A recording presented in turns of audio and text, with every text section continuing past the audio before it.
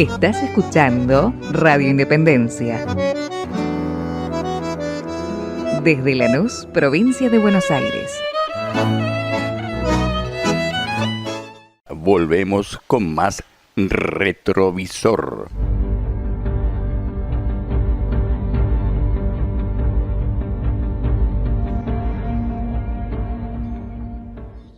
Estamos con la ingeniera Alejandra Portatadino. Alejandra, muy buenas tardes, muchas gracias por atendernos. ¿Cómo estás? Muy buenas tardes, ¿cómo? Muy bien, gracias, buenas tardes. Bien, Alejandra, ayer hubo un Zoom muy importante, muy interesante, que dejó a la gente con los pelos de punta, ¿no? Prácticamente. Te invito a ver si podemos repasar un poco eso. Arrancaste tu Zoom con un panorama, dando un panorama de la explotación, más vale llamarle expoliación minera en Argentina, ¿no? Sí, recordamos que empezamos con el oro, donde hay un reporte del Centro Argentino de Minería, donde dice que en el año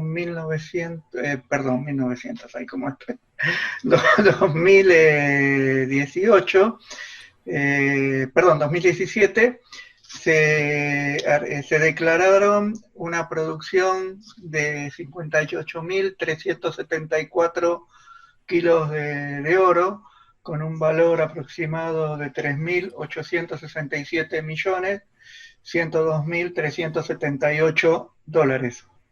De los cuales, de eso queda un 3% de regalía, que para Argentina, que a las regalías no es cierto esto, porque al costo de la regalía se le tiene que deducir el costo de molienda, de comercialización, de administración, de transporte y fundición y refinación hasta que el oro sea vendido. O sea que en realidad nos quedará un 1%. A su vez, las empresas mineras están eximidas de pagar impuestos y pueden descontar impuestos de todas las obras que realizan.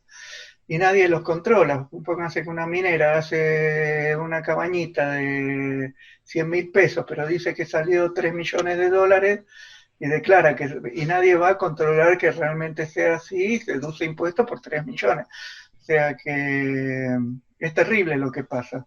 Además, a su vez, también recordar... ¿sí? No, perdón, recordémosle a la gente que las mineras, la explotación que declaran, la declaran bajo declaración jurada y tampoco nadie controla que eso sea cierto. Es verdad. Y bueno, y entonces de 3.867 millones, 102.378 dólares, las mineras, sacando regalías, costos, todo limpio de ganancia, le queda 2.314.369.529 dólares. O sea, esa tremenda cifra es la que le queda de ganancia a las mineras. Sin contar que se llevan todo el oro, acá no dejan un gramo. Entonces, no solamente se llevan el oro de Argentina, sino que también el gobierno de Mauricio Macri le entregó las 11 toneladas de oro que teníamos de reserva a Londres. Y tenemos que también recordar que la producción del oro en Argentina está realizada en su mayoría por países del Commonwealth británico, o sea, Sudáfrica un 13%, las empresas, ¿no? De origen sudafricano un 13%, de Gran Bretaña un 8%, de Canadá un 76% y el resto chiquitita un 3%. Así se maneja el mercado del oro en Argentina. Entonces, a nosotros los argentinos se nos ponen los pelos de punta cuando Alberto Hensel, secretario de Minería, insta al Reino Unido a que invierta más en Argentina. Entonces, ¿cómo es? ¿Le vamos a pagar al Reino Unido para que te lleven más cantidad de oro? O sea, hay un montón de... Sí, es un insulto a la nosotros nos dejan. Un insulto a la inteligencia, es un insulto a la inteligencia. Sí, la verdad que no somos muy inteligentes, porque esto no es de ahora, es de muchos años, así que bueno, los argentinos nos creemos vivos, pero no precisamente brillamos por la inteligencia, ¿no? Si fuera así, esto no hubiera pasado. Claro. Con el litio pasa algo similar. Nosotros somos el cuarto productor de litio del mundo, entre Salta, Jujuy y Catamarca, ¿no? Y hoy producimos alrededor de 30.000 toneladas al año de litio, que nos pagan centavos por kilo, y lo llevan sin tratar y allá fabrican las baterías, todo. Y hoy en día también lo que hablábamos es que el litio no es solamente almacenaje, sino generación de energía, porque los nuevos reactores de fusión nuclear que se hacen a base de deuterio y tritio, que son dos isótopos del hidrógeno, recordemos que el hidrógeno tiene un protón y un electrón. El isótopo deuterio del hidrógeno tiene un protón, un neutrón y un electrón. Y el isótopo tritio del hidrógeno tiene un protón, un neutrón, un neutrino que cambia de masa, de polaridad con el protón, y un electrón. Bueno, el agua pesada se hace con deuterio, por eso se llama agua pesada, porque tiene un neutrón más. Y el tritio, y el deuterio se encuentra naturalmente, pero el tritio hay que fabricarlo, y el tritio se obtiene del litio. Entonces, los nuevos reactores de fusión nuclear que no dejan contaminantes radiactivos, porque el residuo que queda es helio, que es un gas inerte, ¿cómo se hace? Se hace con barras de litio y deuterio. Entonces el litio reacciona con el tritio, genera más tritio, ahí se genera la función con el deuterio, y genera helio y energía, y que esa energía se usa para generar vapor y mover las turbinas. Perdón, que no es contaminante. Perdón, ¿el helio, ese helio que se genera, se puede aprovechar? Es un gas inerte, sí. El gas inerte se utiliza en la industria.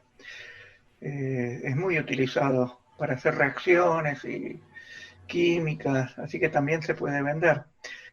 Así que bueno, esto es con el litio. Después habíamos hablado un poco de las tierras raras, que acá en Argentina no se declaran, y que son la línea de los lantánidos, ¿no? que es el europio, el lantano, el indio, el itrio, y que tienen propiedades muy buenas, tanto magnéticas, de magnetismo, como ópticas, y se utilizan, por ejemplo, el herbio se utiliza para las fibras ópticas,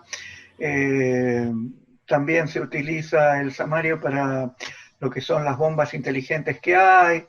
El lantano se utiliza para las lentes de visión nocturna que utilizan, ¿no? Y el tulio y el lantano se usan para los superconductores de alta temperatura, y el itrio para los superconductores de baja temperatura, ¿no? Porque tienen poca resistencia. Entonces son altamente conductoras. Y también ustedes vieron los touch de los celulares, las pantallas de los celulares. Exacto. Y bueno, en eso se utiliza todo lo que es el indio también, para precisamente que las pantallas tengan esas propiedades físicas que puedan ser manejadas con los dedos, ¿no? En la aleación. O sea que bueno, tenemos también el mercado de las tierras raras, y se cotizan alrededor de $5.000 el kilo. Y bueno, entonces hay muchas sospechas de que, bueno, que se están sacando sin declarar. Bueno, ahí me había pasado la ex... Bruno. La ex diputada Argumedo, que la lumbrera había declarado en el 2019 exportar 3 metales. Pero ocurre que en un estudio que hizo gente de la Universidad de Tucumán, descubrió que había 28 metales que exportaban. Los 25 no declarados son justamente las conocidas tierras raras, ¿no? Y que consideraban que esa exportación había sido por $8.200 millones al año. Sí, puede ser tranquilamente. O Bien. sea, Argentina somos un país africanizado, saqueado, empobrecido, y con una clase política dirigente pelele o corrupta o ignorante, ¿no? Porque Yo diría que en ese orden, porque no podemos pensar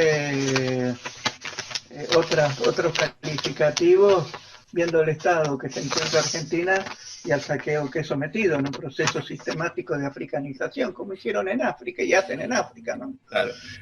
Y bueno, Hablaba ayer usted también, ingeniera, de los minerales sin explotar y mencionaba, entre otros, una especie de carbón del que se puede obtener este combustible, ¿no? sí, el carbón de Río Turbio está considerado un carbón subbituminoso. Los carbones subbituminosos son carbones que tienen bitumen, que tienen hidrocarburos, y de ahí se pueden sacar metanos, bencenos y combustibles livianos. No es una tecnología nueva, es una tecnología que nació en el año 1931 en Alemania, y en la Segunda Guerra Mundial se industrializó a gran escala esos procesos, a tal punto que el 90% de la nafta que consumían los aviones de la Luftwaffe eran provenientes se llamaba nafta sintética, proveniente del gas sintético, que provenía del tratamiento del carbón subbituminoso. Por eso Alemania invade Polonia, por la gran cantidad de minas de carbón que tenía Polonia. No nos olvidemos que Alemania no tiene petróleo, entonces necesitaba generar una gran cantidad de combustible para lo que era la Wehrmacht, la Luftwaffe y la Kriegsmarine, ¿no? Claro. Que no nos olvidemos también que Alemania, a diferencia de los buques de otras armadas, Alemania fue la primera que empezó a utilizar los buques con propulsión diésel, o sea, como los acorazados de bolsillo, Grass Speed, que la propulsión eran con motores diésel. Entonces necesitaba grandes cantidades de combustible para sus fuerzas armadas. Principalmente cuando la Standard Oil de Estados Unidos dejó de venderle ya avanzada la guerra. Sí, y después acá con la Standard Oil también nosotros tuvimos un serios problemas cuando Argentina, en el gobierno de Irigoyen, cuando se crea YPF, decide que en vez de comprarle el combustible que nos faltaba, pues nosotros ya empezamos con YPF a nacionalizar el petróleo, pero teníamos poca capacidad de refino. Entonces, que estaba la refinería de Campana, que era la Standard Oil de California. Y entonces, ¿qué pasaba? Se hizo un convenio con Rusia. Rusia venía de una gran hambruna después de la Primera Guerra Mundial, estamos hablando del año 1931 aproximadamente, donde Argentina le mandaba cereales y Rusia nos mandaba el petróleo y el combustible que nos faltaba a nosotros. Eso produjo un gran detrimento en las ganancias de la Standard Oil y de la Shell, que por eso lo derrocan a Irigoyen, ¿no? Fue un derrocamiento precisamente por el tema de los hidrocarburos, y Mosconi había sido declarado el enemigo número 1 de Gran Bretaña y de la Standard Oil. Entonces, bueno, ahí vemos cómo operan esas multinacionales en los gobiernos, ¿no? Y bueno, y después nosotros también, en el año 2014, nuestra presidenta Cristina Fernández de Kirchner presenta el proyecto Pampa Azul. El proyecto Pampa Azul no solamente implicaba preservar nuestros recursos pesqueros y hidrocarburíficos del Océano Atlántico, sino también algo que no se conoce, que se llaman los nódulos polimetálicos. Los nódulos son esferas de unos 20 centímetros que son ricos en cobalto, magnesio, níquel, oro y plata. Nuestra plataforma submarina es muy rica en nódulos polimetálicos. La extracción es muy dañina al ambiente porque bajan como aspiradoras, como tuvo con aspiradoras, buques especiales, y los van absorbiendo del lecho marino, pero absorben todo, moluscos, nódulos, Claro, todo. claro. Y tienen una propiedad, cuando hay modos mecánicos, están todos muy juntitos unos con otros, entonces son de fácil accesibilidad y para extraerlo, ¿no? Y pueden tener hasta un 70% cubrir un 70% de la superficie donde están. A tal punto que el Reino Unido creó un programa que se llamaba Seguridad del Suministro de Recursos Minerales del Fondo del Mar, y creó el Consejo de Investigación en Ingeniería y Ciencias Físicas en Recursos Minerales del Fondo Marino. Y a su vez esa zona la tiene declarada como non-have legislation in place to regulate the deep sea mining in the area, que quiere decir que es una zona donde no existe regulación para la explotación de los recursos que ahí se encuentran. Los británicos y el Reino Unido la tienen muy clara, ¿no?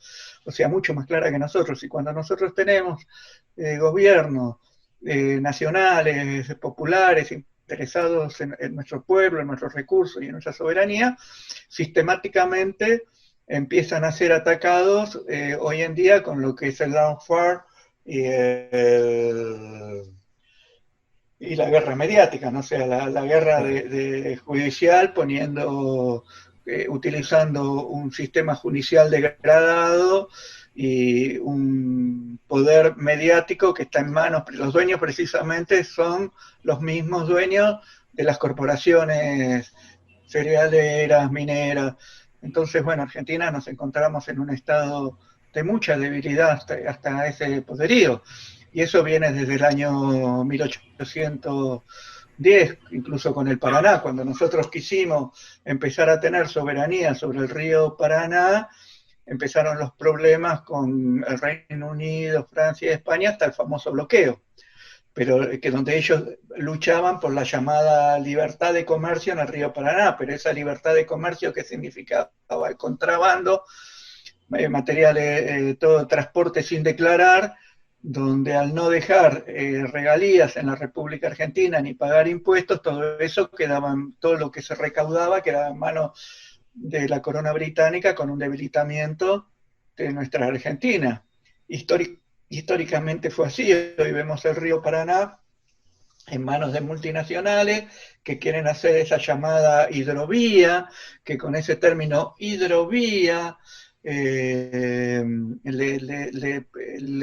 sacan identidad a nuestro río Paraná y a nuestro río de la Plata, incluso que la prefectura no sea la que maneje el control, sino un organismo que piensan crear a ese fin, o sea que directamente ya quedamos sin río Paraná, sin jurisdicción, y manejan todo lo que es el tráfico de la soja, la evasión de impuestos, a libre albedrío, y continuando vaciando las arcas de la República Argentina, que no podemos recaudar, y entonces endeudados, sin poder recaudar, es cuando dicen, bueno, entramos en un default inducido, y ahí nos dicen, bueno, no pueden pagar, denos recursos. Es todo un plan político sistemático aplicado desde 1840, que todavía nosotros no sé, o tenemos políticos muy interesados en sus bolsillos y en sus intereses personales que traicionan a la patria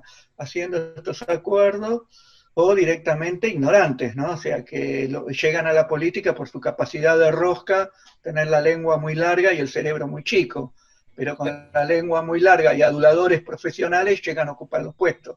Alejandra, ayer hablabas en el Zoom también sobre la potencialidad tecnocientífica con la que contamos, porque uno puede decir, bueno, pero eso es muy complicado, extraer el oro, la plata, todo ese tipo de minerales, y vos desmantelaste esa mentira, ¿no? ¿Cómo nos encontramos nosotros para poder explotar esto? Mira, primero hay que reconocer los gobiernos de Néstor Kirchner y Cristina Fernández, que inundaron de universidades de la República Argentina. O sea, llevaron el conocimiento, el acceso al conocimiento a lugares donde no existía. ¿Eso qué implica? Que hoy en día tengamos más de 20 universidades de ingeniería mecánica e ingeniería química, que tengamos 6 universidades de ingeniería minera, otras tantas de ingeniería electrónica y eléctrica. Entonces, ¿qué quiere decir? Que la capacidad la tenemos instalada, de ahí salen ingenieros, de ahí salen profesionales que pueden diseñar tecnología. El modelo que tiene la derecha, el capitalismo de Mauricio Macri, intentando desmantelar las universidades públicas, es que en los ingenieros tengamos capacidad de administración, pero no de desarrollar tecnología, y que haya menos ingenieros, ¿no? Un país con ingenieros es un país desarrollado técnicamente, industrialmente. Entonces, si nosotros pudimos mandar 3 satélites, ahí estamos viendo realmente ingeniería compleja, claro, de donde recabar información y volverla a procesar y volverla a mandar a tierra para que sea procesada. Todo lo que es el recabar la información en el satélite y después volverla a mandar para su proceso es alta tecnología. La minería, el petróleo, es ingeniería, pero no dejan de ser sistemas neumáticos, hidráulicos, engranajes.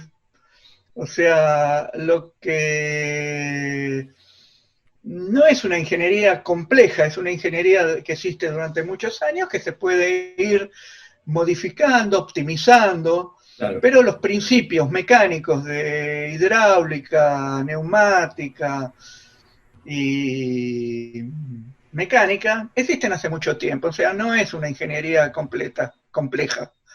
Entonces, la tecnología la tenemos. Los minerales para generar esa máquina, hacer las aleaciones, hierro, cobre, níquel, cobalto, los tenemos. Entonces lo único que nos queda es industrializar el país para fabricar nuestra propia maquinaria. La decisión política. La decisión política es pura y exclusiva. El que nosotros, después del coronavirus, podamos independizarnos, y realmente es una decisión política, y el secreto está en el aprovechamiento y nacionalización de nuestros recursos. No digo con eso que haya que expropiar las mineras, no, señores, nosotros le pagamos nosotros le pagamos por el laburo que hacen, por extraer, porque no podemos parar todo de golpe y porra, pero las cosas quedan acá y nosotros los procesamos. Claro. Y el oro y la plata no se la llevan, las tierras raras no se la llevan, todo queda acá. Porque hasta ahora las tierras raras se las han venido robando, digamos, ¿no? Claro, y después el otro tema es que en vez de nosotros tener nuestras reservas del peso basadas en la moneda de otro país, que es una reserva débil porque está sujeta a las fluctuaciones económicas de otro país, empezamos a tenerlas en oro. Claro. ¿Cómo la tiene el Reino Unido? El Reino Unido está ampliando sus reservas en oro. ¿Y de dónde viene eso? Ellos no tienen, ahora es que nos sacan a nosotros. Entonces, que ese oro quede en Argentina, que nuestras reservas vuelvan a ser otra vez como la época de Perón en oro. Claro, exactamente. ¿No? Aparte que no lo tenemos, lo producimos, no lo tenemos que traer de afuera, es algo que lo tenemos en nuestra tierra. Es una locura eso. Sin embargo, es una locura. Alejandra, si nosotros queremos oro, lo tenemos que comprar cuando lo tenemos. Sí. Un absurdo total. No, es un absurdo. Y vos viste aparte se llevan 2.000 y pico de millones. Lo que está viviendo Argentina sinceramente es inconcebible. Ahora, te juro que a veces me hago mucha mala sangre, y cuando veo a un Meoni hablando de eso, cuando veo un Massa que esté en el todo bien con el todo, pero yo creo que tenemos que empezar a tener un límite porque el todos no implica el saqueo. El todos, entonces, si somos así, vamos por un mal camino y el futuro de Argentina va a ser muy triste. Alejandra, tenemos una oportunidad histórica desde lo técnico porque hay una apertura, si lo podés explicar vos mucho mejor que yo, para inclusive en función y virtud de la pandemia, ¿no? Para poder revertir esto. Nosotros tenemos una vicepresidenta que ya viene de un proceso nacionalizador, de soberanía, e industrializador y educativo, de la educativa. Nuestro presidente formó parte del gabinete de Néstor Kirchner con esas ideas. Entonces yo creo que Alberto Fernández tiene una oportunidad histórica de sacar el país adelante de una manera sostenible, sustentable y pagar las deudas, ¿no? No sé en el todo cómo serán las compulsas de poder dentro del gobierno, porque el meter a todos implica eso, una compulsa de poder, de fuerzas, y quien ejerce más fuerza sobre las decisiones.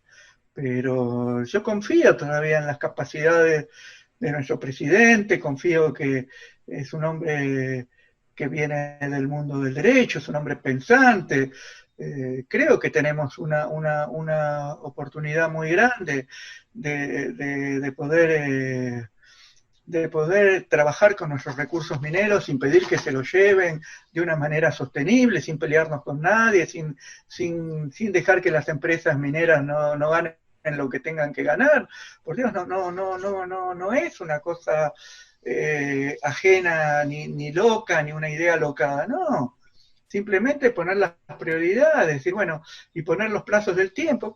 Lo primero a corto plazo, ¿qué se puede hacer esto? Si le hablar con las mineras, sentarle y decirle, bueno, los minerales se quedan acá, no se van. Nosotros le pagamos por el trabajo que usted hace y se quedan acá, como primera parte. Y después empezar con la industrialización, los procesos, empezar a trabajar con las universidades.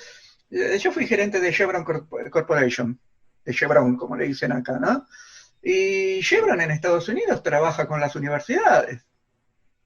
O sea, claro, directamente beca, paga las universidades, las universidades le venden a Chevron la tecnología que van desarrollando. Entonces también con eso nosotros hacemos sostenibles nuestras universidades. O sea, que las universidades, el desarrollo, que también le entre un ingreso a la universidad. Entonces, el sistema universitario gratuito también empieza a ser sostenible desde la propia universidad, desarrollando y vendiendo tecnología. Pero obviamente la prioridad de la venta es que sea Argentina. Vos mencionabas ayer un grupo de personas que inclusive formaron parte de eventos sobre naves británicas, conferencias en inglés, que continúan formando parte del gobierno, ¿no? Sí, eso es lo que no entendemos. Por ejemplo, Filmus no puede decir que ignora o que no hay en la Cancillería personas que fueron partícipes, promotores del Forador y Duncan. El comunicado Forador y Duncan tiene la forma de comunicado porque de esa manera pudieron saltear, si era un acuerdo tenía que pasar por el Congreso de la Nación, pero con la forma de comunicado fue un acuerdo encubierto que puenteó el Congreso de la Nación Argentina. Entonces, entre Argentina, Foradori, que era el representante de Argentina, y Duncan, que era el representante de Gran Bretaña, el Reino Unido. Y bueno, y lo que eran Fernanda Michicay, Patricio Ortuza, Máximo Goulan, Rodolfo Sánchez, se dedicaban a promocionar y promover el Forador y Duncan. Incluso dieron una conferencia en inglés en el HMS Protector, que es un HMAS, como sería en inglés, Protector, que es un buque de la Armada Británica, y están las fotos y todo. O sea, en un buque militar enemigo. Enemigo. Ellos dieron entonces y promocionaron los acuerdos que era la entrega de todos nuestros recursos petroleros y la imposición de un paraguas. O sea, se podía hablar de recursos, pero no se podía hablar de soberanía. Había un paraguas sobre la soberanía. Incluso los recursos petroleros que están en la cuenca, que salen del río Colorado, que están mucho más alejados de lo que es la zona usurpada que mantienen de exclusión los Reino Unido en nuestro territorio, incluso hasta ahí. Así pudieron también ellos explotar un enorme yacimiento que era Mar del León Marino, Mar del León en el noreste de las islas, y bueno, y todo lo que sabemos. Entonces el Forador y Duncan fue una entrega a los tratados de Madrid, o sea, fue junto con el Tratado de Madrid, potenció los tratados de Madrid. Entonces hay que terminar con los tratados de Madrid y con el Forador y Duncan, que tanto daño nos hacen. Entonces, que Daniel Filmus diga que no hay nadie ahí o desconoce, realmente tiene un desconocimiento total de lo que pasa en Cancillería como secretario de Malvinas, cosa que es gravísimo, o lo que es peor, está jugando para otros intereses que no son los argentinos, ¿no? Que me extrañaría, y la verdad dolería mucho que Daniel Filmus tomara esas actitudes. Entonces, si claro. Felipe Solá y Daniel Filmus mantienen a estos 4 personajes, lo primero que nos tenemos que preguntar es qué está pasando en Cancillería y cómo está jugando, si hay realmente una intencionalidad de la República de Argentina de independizarnos, o directamente formar parte como otro país del Commonwealth, y donde Argentina sea una bandera de cortesía que flamee pero que el poder real formalmente el Reino Unido, claro, de cortesía, si lo dejan, pero el poder lo tenemos nosotros, claro. Como pasa en muchos lugares de la Patagonia, donde la Patagonia ya está en manos británicas. Bueno, Alejandra, le recuerdo a la gente, estamos hablando con la ingeniera Alejandra Portatadino, y nosotros, como de costumbre, muy agradecidos por tu valentía, por tu patriotismo, por tu entereza, y sabes que contás con nosotros. Gracias, pero no es valentía, es expresar lo que sentimos como argentinos y hablar, o sea, no es valentía. Tenemos un gobierno nuestro, o sea, ¿qué puede pasar? No. Yo creo, tengo la certeza de que sí, pero bueno, no vamos a discutir sobre eso.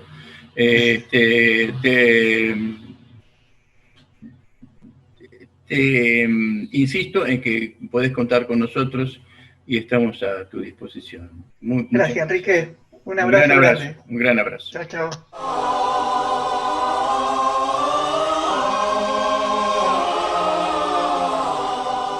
Vos no te vayas, vamos a una tanda y enseguida volvemos con más Retrovisor.